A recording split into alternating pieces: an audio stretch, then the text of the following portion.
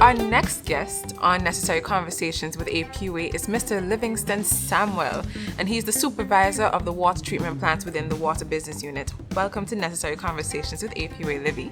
Hi, good morning, and how are you? Pleased to be here. I'm well, thank you, and thank you for joining us. So you're one of the go-to persons for us, especially when we go on school visits, and I know you have a very good story for me. So do you mind sharing that story with us, Livy? Yes, I remember one of my visits from one of the schools. I can't remember which one of the schools, but these kids are very creative. They're very humorous when they come to the plants and visit. They ask all kind of questions that you would not be thinking of on a regular day. Sometimes they say, well, if they can use the alum to bathe with, and all kind of craziness. But, you know, it's always humorous and pleasant to be with these kids, and that's one of the things that I really enjoy doing with them. That's what I look forward to. You've met a lot of characters in miniature form when you go into these schools.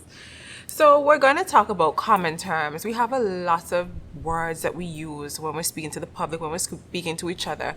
And I think it's time for us to clarify some of those terms. And one of those is a reverse osmosis plant. Actually, we're going to do two. A reverse osmosis plant and a booster station. What's the difference? How do they work together?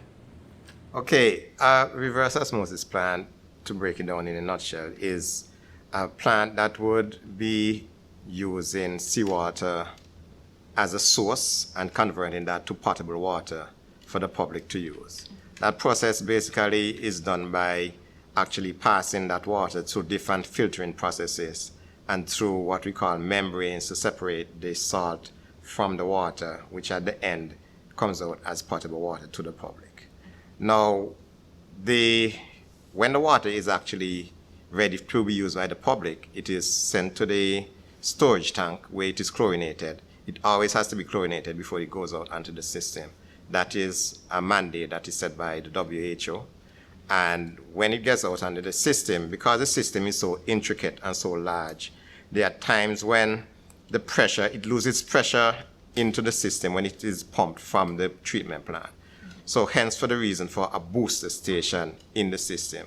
As the name says, booster is just a matter of passing through that plant, adding additional pumps onto that system, onto that process, and sending it to further along the system and mostly to elevated areas. Booster stations are normally placed to serve elevated areas that would have problems getting water on a regular pressure reading that would be coming from the plants. So that's the difference between a reverse osmosis plant, which is a treatment plant which actually treats the water, convert it from salt water to potable water, fresh water.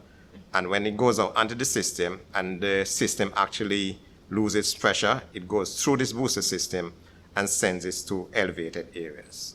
So is there a booster station for every elevated area, or is there a booster station for every plant? How do you know when a plant needs a booster station and where you put it? When you're designing a system, there are certain areas that you know that you would lose pressure based on the distance from the treatment plant and elevations and so forth. The engineers would design the system in such a way that they would know where to put a booster station in order to push that water to customers who would have their homes in these elevated areas. And also, if they are manufacturing plants which will need higher pressures for machinery, those booster stations would also provide that pressure for these processes to take place. Is distance the only reason why you'd lose pressure? If suppose you had persons on a transmission main, which is something we have to define, but if we have persons on a line coming from the plant to the booster station, has that even happened? Is that a part of the design? If between the plant and the booster station, the pressure is normally good, but it's all about the distance from the plant. So it's just distance that would determine if the pressure can sustain it. And then also, as I was saying, there are areas where persons would have properties on elevated areas, and for this automatically you would know that the line pressure would not go to that area, and you would have to put in a booster station to lift that water to that height. Before we move on to our next term, I really want to differentiate the plants that we have? Because while we are predominantly producing water through reverse osmosis, we have other plants that do other things, that treat different kinds of water. So could you differentiate those other plants for us, please? Okay, what we have three types of treatments. We have the treatment that is done by reverse osmosis, and we have the treatment that is done by groundwater, and we also have the treatment that is done by surface water.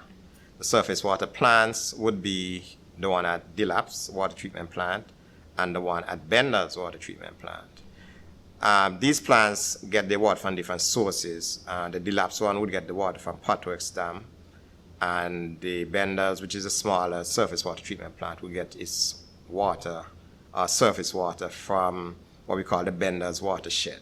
There are different reservoirs in this area that we would capture water from surface runoff and we would treat. But the major surface water treatment plant is the one at Dilap's that treats about 3 million gallons per day. It has the capacity to treat 3 million gallons per day. And it's two different types of treatment. Whereas we would have surface runoff that goes into the dam, and we take water from the dams. As you know, we go to open sea. We can drill wells for the reverse osmosis treatment plants. Chemical-wise, both plants use different types of chemical. You can almost say to achieve the same purpose, to make the water potable for the public, but you see a lot of the processes in the surface water treatment plant more than you would see it in a reverse osmosis treatment plant.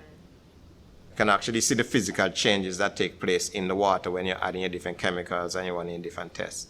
But within the reverse osmosis plants now, where everything is done in a containerized system, you have to have gauges which would normally test for your TDS coming out of your APUA plant, which is one of the key factors that comes out.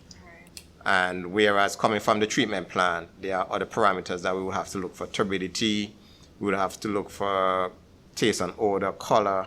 All these parameters are what we would have to treat before it actually goes out to the public. And the parameters are set by the WHO guidelines, and these are what we have to follow before that water actually goes out to the public. And also something that's very important is that there's a different cost component to each method of treatment. Knowing, we all know, the RO is the most expensive. Yes, it is. Hands down. So moving on to our next term, transmission mains. It's notorious for us to mention these in our communication when it comes to burst pipes, or a common issue is the transmission main between crabs and param. But what is a transmission main? What does it look like? What's the difference between that and any other line? Okay, a transmission main basically is what you would say the water travels along from a production station before it actually hits the distribution network.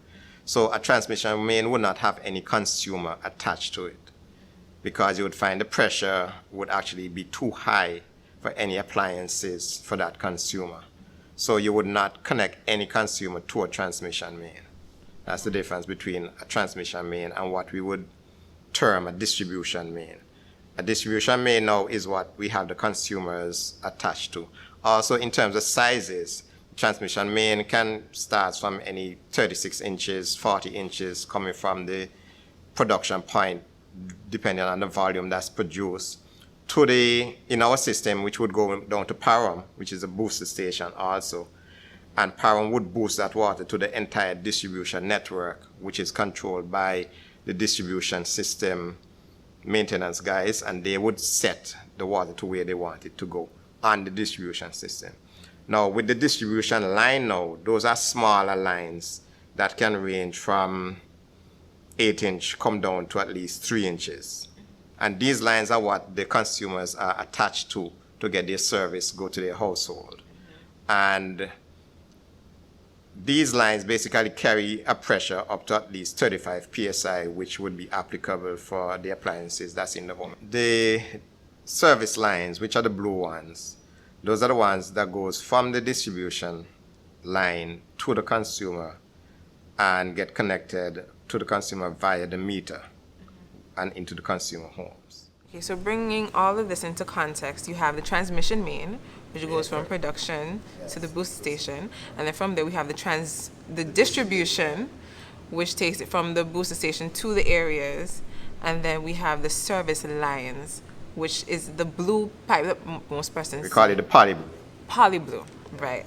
That goes to persons' property so they can enjoy quality water service.